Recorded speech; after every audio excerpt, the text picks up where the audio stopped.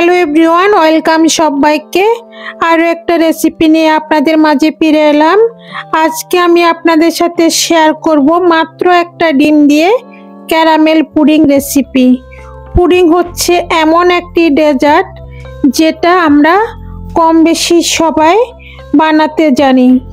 অনেক সময় দেখা যায় যে পুডিংটা পারফেক্ট হতে চায় না, অনেক রকম প্রবলেমে পড়তে হয়। তাই আমি ডিটেলসে একেবারে পারফেক্ট রেসিপি আপনাদের সাথে শেয়ার করব। চলুন আমরা পুরো রেসিপিটা দেখতে থাকি। আর আপনাদের কাছে আমার ছোট্ট একটি রিকোয়েস্ট, প্লিজ আমার চ্যানেলটি সাবস্ক্রাইব করবেন এবং পাশে থাকা বেল আইকনটি অন করে রাখবেন আমার পরবর্তী ভিডিওর নোটিফিকেশন সবার আগে পাওয়ার জন্য। এখন ক্যারামেল পুডিং তৈরি করার জন্য প্রথমেই ক্যারামেলটা তৈরি করতে হবে। এর জন্য প্যানের মধ্যে আমি দিয়ে দিচ্ছি 3 টেবিল চামচ চিনি আর 2 টেবিল চামচ জল। জলটা অবশ্যই দিবেন, এতে করে ক্যারামেলটা খুব সুন্দর হয়। আর গ্যাসের ফ্লেমটা এই সময় একদমই লোতে রেখে, যেমনটা দেখতে পাচ্ছেন, অনবরত নেড়ে ছেড়ে ক্যারামেলটা তৈরি করতে হবে। আর ক্যারামেলের কালারটা হালকা রাখতে হবে, হালকা একটু লালচে কালার রাখতে হবে।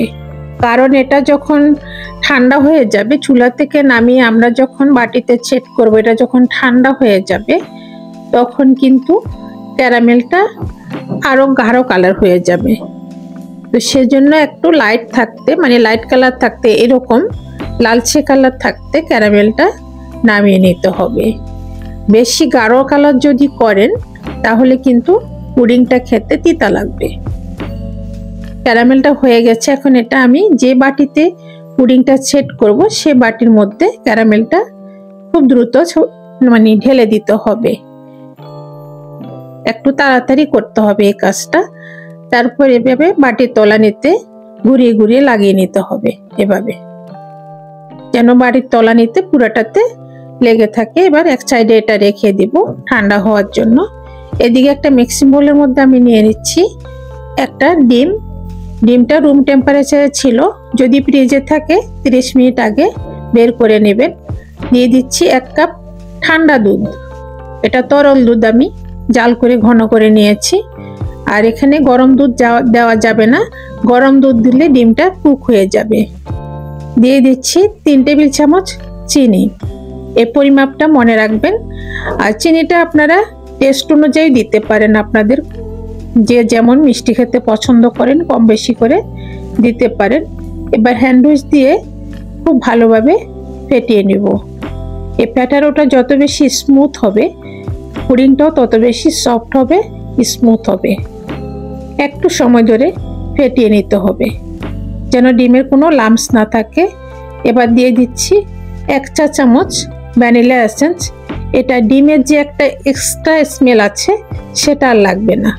ভ্যানিলা এসেন্স যদি না থাকে, এর পরিবর্তে আপনারা 2টা এলাচকে গুঁড়ো করে দিয়ে দিবেন, তাতেও কিন্তু সুন্দর একটা ফ্লেভার আসবে। ফাটানো হয়ে গেছে। এবার পুডিংয়ের বাটিতে, পুডিংয়ের ক্যারামেলটা দেখেন খুব সুন্দরভাবে বসে গেছে, একদম চকচক করছে। পুডিংয়ের বাটিতে ব্যাটারটা ঢেলে নিব, তবে স্ট্রেনার দিয়ে ছেঁকে দিবেন, এই যে চাকনা দিয়ে ছেঁকে দিবেন, তাতে করে যদি ডিমের কিছু লাম্পস থাকে সেটার কিন্তু পড়বে না। এবার একটা ফয়েল পেপার দিয়ে ঢেকে দিব বাটিটা, এভাবে ঢেকে দিবেন। কারণ এটা যখন জলের বাফে দিব তখন উপরে যে বাষ্পটা হবে জলের, সেটা যেন না পড়ে। এখানে প্যানের মধ্যে আমি একটা তোয়ালে দিয়ে দিচ্ছি, তারপর বাটিটা বসিয়ে দিব তোয়ালের মধ্যে। তোয়ালেটা দিলে বাটিটা নড়াচড়া করবে না, জলটা যখন ফুটবে তখন বাটিটা নড়াচড়া করবে না। এবার দিয়ে দিব জল। জলের পরিমাপটা হবে বাটির 4 ভাগের 1 ভাগ, অর্ধেক দিবেন না, 1 ভাগ জল দিলে কিন্তু হবে। এই যে বাটির একদম তলানিতে আমি জলটা দিয়েছি, এটা যখন ফুটে উঠবে তখন কিন্তু আর বাটির ভিতরে ঢুকবে না। তো সেদিকে খেয়াল রাখবেন জলের পরিমাপটা। এবার ঢাকনা দিয়ে দিলাম। এবার ঢাকনা দিয়ে ঢাকনার ভিতরে ছিদ্রটা যেটা আছে একটা টিস্যু পেপার দিয়ে বন্ধ করে দিয়েছি, যেন ভিতর থেকে যেন ভাপ যেন বেরিয়ে না আসে। খুব তাড়াতাড়ি এটা হয়ে যাবে, 10 মিনিটের মধ্যে এটা হয়ে যাবে। 10 মিনিট পর আমি আপনাদেরকে দেখিয়ে দিচ্ছি।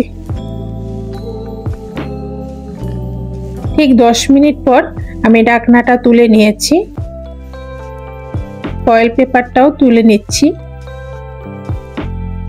এবার একটা এই যে টুথপিক দিয়ে আমি দেখতেছি, দেখেন একটু লেগে নেই, তার মানে পুডিংটা হয়ে গেছে। টুথপিকের গায়ে যদি লেগে থাকে তাহলে আরো কিছুক্ষণ এভাবে দমে রেখে দিবেন, মানে ভাপে রেখে দিবেন, জাল দিতে হবে না। দেখেন খুব সুন্দরভাবে পুডিংটা হয়ে গেছে। কিছুক্ষণ ঠান্ডা হওয়ার পর আমি একটা নাইফ দিয়ে চারদিকটা ছাড়িয়ে নিয়েছি। গরম থাকা অবস্থায় এটা কিন্তু ছাড়াতে যাবেন না, তাহলে ভেঙে যাবে। আমি 20 মিনিটের মতো ঠান্ডা করে তারপরে এটা ছাড়িয়ে নিচ্ছি। এবার প্লেট দিয়ে উল্টিয়ে নেব।